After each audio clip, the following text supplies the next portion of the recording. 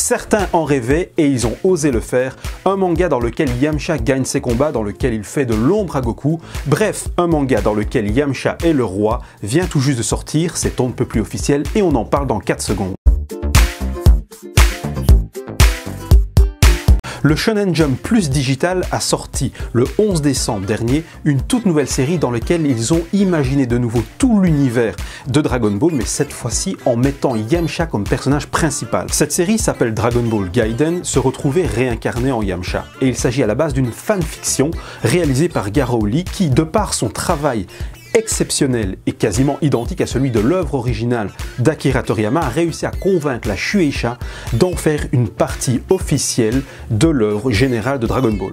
Je vous ai d'ailleurs mis un lien vers le premier chapitre dans la description, c'est cadeau. Pour vous situer rapidement les faits, il s'agit d'un adolescent qui, pour une raison totalement débile, va dégringoler les escaliers et va en mourir.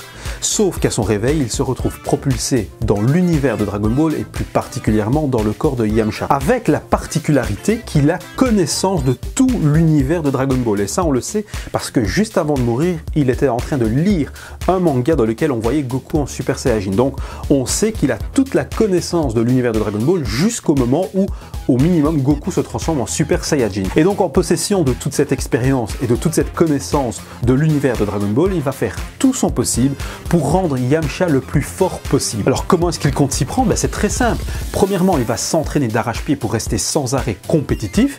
Et deuxièmement, il va faire en sorte d'être présent à tous les moments clés de l'histoire qui ont fait que les autres personnages, eux, sont devenus de plus en plus forts. Ça signifie donc qu'au tout début de l'aventure, il va faire son possible pour pouvoir suivre Goku partout afin de pouvoir bénéficier de la même expérience et des mêmes entraînements que celui-ci. À partir de là, tout est vraiment possible et on peut imaginer un Yamcha qui suive par exemple Goku chez Karine pour y boire l'eau sacrée et même plus tard pour suivre en même temps que lui les entraînements à la fois de Maître Popo du Tout-Puissant et pourquoi pas de Maître Kaio pour y apprendre le Kaioken et le Genki Dama. D'ailleurs, à la dernière page du premier chapitre, on y voit même Yamcha qui est sur le point de se faire révéler son potentiel par le gourou sur la planète Namek. Ça a même plutôt l'air de bien lui réussir parce que dans ce premier chapitre, on y apprend que Yamcha se débarrasse à lui tout seul de l'ensemble des Saibaimen à l'arrivée de Vegeta et de Nappa sur Terre, alors même que l'attaque suicide d'un seul d'entre eux avait été suffisant pour le tuer dans la série originale, nous donnant au passage cette pose désormais mythique que vous avez d'ailleurs eu la